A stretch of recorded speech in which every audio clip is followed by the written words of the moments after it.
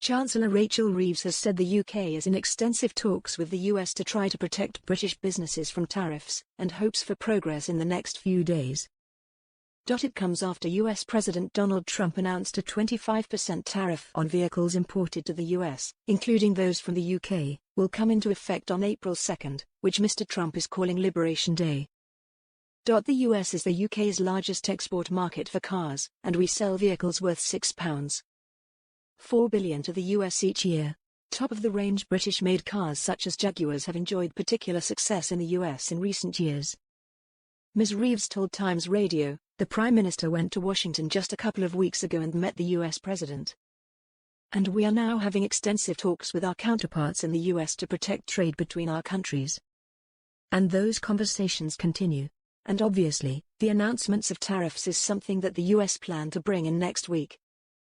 But we are in discussions about what that means for the UK, she added. 1 million British people work for American firms. 1 million Americans work for British firms.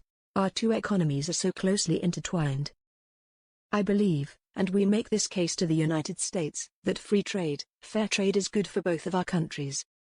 But let's see where we get to in the next few days. While some other countries have decided to impose their own tariffs on the US in return, Ms. Reeves indicated the UK would not do the same.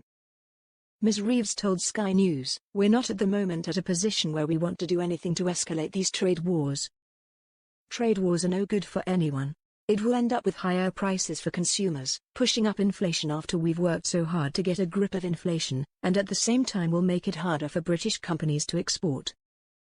She went on, "We are looking to secure a better trading relationship with the United States. I recognize that the week ahead is important. There are further talks going on today, so let's see where we get to in the next few days." In an interview with Times Radio, the Chancellor said free trade is good for both of our countries. She added, 1 million British people work for American firms. 1 million Americans work for British firms. Our two economies are so closely intertwined. Mike Hawes, chief executive of the Society of Motor Manufacturers and Traders, which represents the automotive sector, said Donald Trump's tariff announcement is not surprising but, nevertheless, disappointing if, as seems likely, additional tariffs are to apply to UK-made cars. The UK and US auto industries have a long-standing and productive relationship, with US consumers enjoying vehicles built in Britain by some iconic brands, while thousands of UK motorists buy cars made in America.